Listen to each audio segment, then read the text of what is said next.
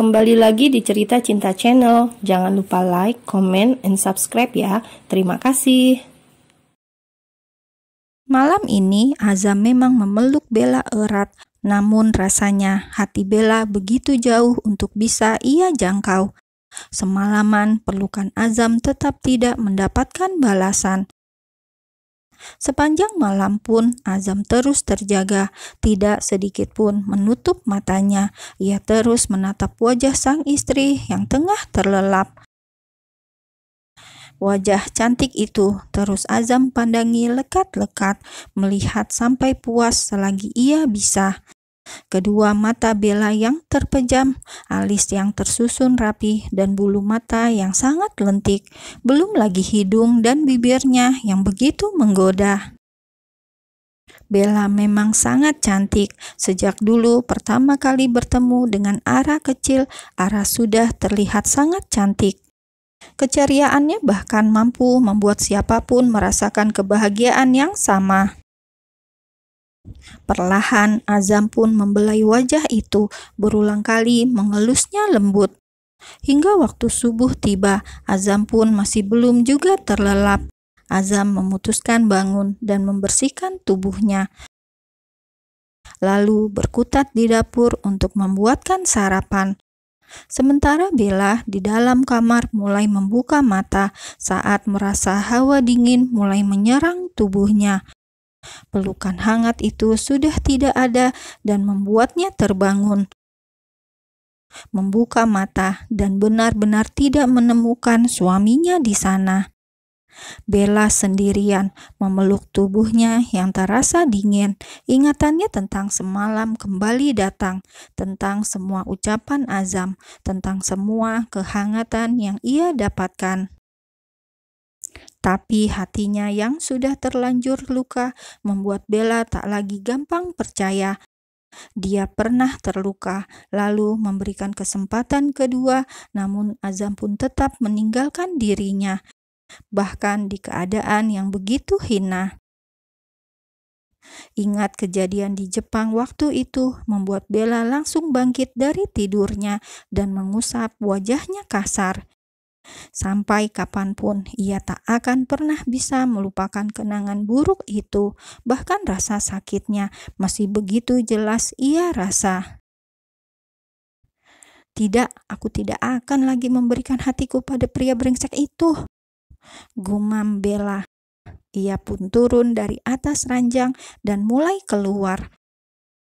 Sayup-sayup terdengar suara bising dari arah dapur. Kedua kakinya seolah bergerak sendiri untuk menghampiri sumber suara itu.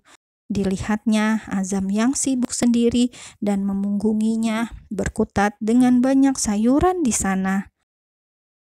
Tapi Bella tak terpengaruh dengan itu. Ia tahu Azam memang bisa segalanya. Pria paling sempurna versi dia sendiri, umpat Bella di dalam hati. Aku harus pura-pura baik, setidaknya sampai aku keluar dari dalam apartemen sialan ini.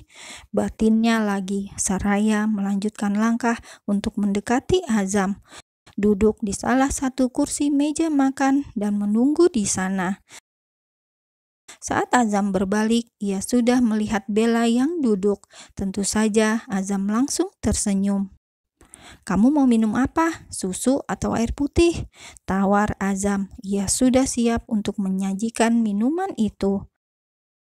Tidak perlu repot. Apa hari ini kamu masih akan mengurungku di sini?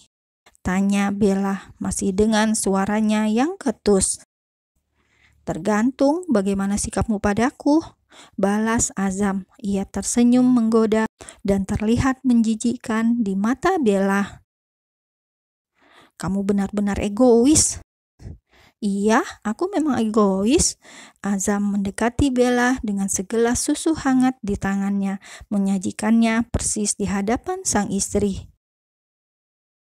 Minumlah selagi hangat, ucap Azam kemudian. Ia mengelus pucuk kepala Bella, bahkan mencium pipinya pula. Sementara Bella hanya diam, lebih tepatnya ia bersikap seolah menjadi patung. Lalu Azam kembali menuju dapur dan membuat makanan yang entah Bella tidak tahu apa. Mereka sarapan bersama. Bella terpaksa memakan masakan Azam karena perutnya pun merasa lapar. Sesekali Azam memberikan suapan pada sang istri dan Bella hanya menerimanya dengan setengah hati. Terus seperti itu hingga sarapan usai. "Apa rencanamu hari ini?" tanya Azam. Kini ia mencuci piring kotor di wastafel, sementara Bella hanya duduk dan memperhatikan. Dalam kepalanya, Bella langsung memikirkan jawaban apa yang harus ia ucapkan untuk pertanyaan Azam itu. Jawaban yang akan menjadi penentu untuk dia bisa keluar dari apartemen ini. Apa ya? Apa ya? Batin Bella sampai akhirnya ia menemukan sebuah jawaban yang pasti akan membuat Azam melepaskannya. "Aku dan Via berencana kembali ke Indonesia. Ada acara penting di yayasan," jawab Bella bohong. Wajahnya dibuat datar seolah berucap dengan jujur. "Benarkah?" Azam memastikan, meski mendengar nama Indonesia membuatnya sedikit tak suka. Uang yang ia punya akan cepat habis jika terus kulu-kilir Indonesia Singapura. Karena niat awalnya selama 1 bulan ini Azam akan menetap di sini. Selain sudah menyewa apartemen, Azam pun ingin selalu dekat dengan sang istri. Pekerjaannya pun beberapa sudah ada yang ia bawa kemari.